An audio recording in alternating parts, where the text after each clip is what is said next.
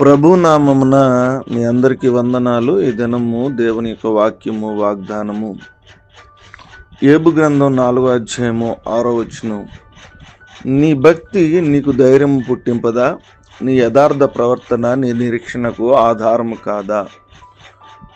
ప్రియమైనటువంటి దేవుని బిడ్డలారా, నీ జీవితంలో దేవుని వైపు చూస్తూ ఉన్నప్పుడు నువ్వు వెళుతున్న ప్రతి విధానంలో ప్రియమైనటువంటి దేవుని బిడ్డలారా, కొన్ని పరిస్థితులు అనుకూలంగా లేనప్పుడు, లేకపోతే నీకు సంభవించినటువంటి సంఘటనలు బట్టి, నీ జీవితంలో ఉన్నటువంటి అనేకమైనటువంటి పరిస్థితులను బట్టి నువ్వు కలవరపడుతున్నప్పుడు దేవుని యొక్క వాక్యం ఏం చెప్తూ ఉందంటే, నీ భక్తి నీకు ధైర్యము పుట్టింపదా? యోబు జీవితంలో ప్రియమైన దేవుని బిడ్డలారా, సమస్తాన్ని కోల్పోయిన తర్వాత దేవుని యొక్క వాక్యం సెలవిస్తుంది, నువ్వు భక్తిపరుడు అయితే నువ్వు యథార్థంగా జీవించినట్లయితే, నీ ప్రవర్తన దేవుని దృష్టిలో యథార్థమైనదైనప్పుడు నువ్వు దేవుని వైపు ఆ ధైర్యం పుట్టించింది కదా అనేటువంటి మాట తెలియజేస్తున్నాడు. క్రైస్తవ జీవితంలో దేవుని మీద ఆధారపడి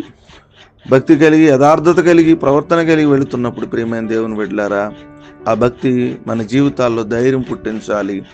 ఆ ధైర్యం నీ జీవితంలో ఉన్న అనేకమైన సమస్యలను తీసివేసి నిన్ను బలపరిచి నిన్ను ఉన్నతమైనటువంటి స్థితులనికి దేవుడు తీసుకువెళుతూ ఉంటాడు. కొన్ని పరిస్థితులను బట్టి నువ్వు బలహీనపరచబడకుండా ఏ దేవుని మీద నువ్వు ఆధారపడి భక్తి కలిగి, యథార్థత కలిగి, నిరీక్షణ కలిగి ఉన్నావు, ఆ దేవుడు నీ పరిస్థితులను చక్కదిద్ది నీ కుటుంబాన్ని దీవిస్తాడు. ఈ కొద్ది మాటలు దేవుడు మన వినికిడిలో ఫలించి ఆశీర్వదించును గాక. ఆమేన్. ప్రార్థన. మహోన్నతుడా, జీవము గల దేవా, మీకు స్తోత్రాలు. మీ ఘనమైన నామాన్ని బట్టి మిమ్మల్ని స్తుతించి మహింపరుస్తూ ఉన్నాను. రాత్రంతా కూడా కాచి కాపాడి మరొక శ్రేష్టమైన దినాన్ని మా జీవితంలో మీరు అనుగ్రహించినందుకు స్తోత్రాలు.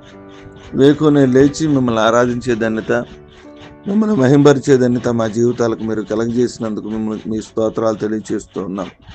నేను యోబు గ్రంథం 4వ అధ్యాయం 6వ వచనం ప్రకారంగా, నీ భక్తి నీకు ధైర్యం పుట్టింపదా? నీ యథార్థతపైన ప్రవర్తన నిరీక్షణకు ఆధారం కాదా అని ప్రశ్నిస్తూ బలపరుస్తూ ఆ వాక్యం ద్వారా మీరు మాతో మాట్లాడినందుకు మీ స్తోత్రం. ఎవరైతే భక్తి కలిగి జీవిస్తూ ఉన్నారో, ఎవరైతే యథార్థంగా ఉన్నారో నీ దగ్గర, వారి ప్రవర్తన ఎవరైతే నైనా పరిశుద్ధంగా జీవిస్తున్నారో వారి జీవితాల్లో దేవుడు ఖచ్చితంగా నాకు సహాయం చేస్తాడు, నన్ను దీవిస్తాడు, నన్ను విడిచిపెట్టడు, నా పరిస్థితులన్నిటినీ కూడా సరిదిద్దుతాడు అన్నటువంటి విశ్వాసంతో వారు ముందుకు వెళ్ళడానికి సహాయం చేయమని కోరుకుంటూ ఉన్నాం.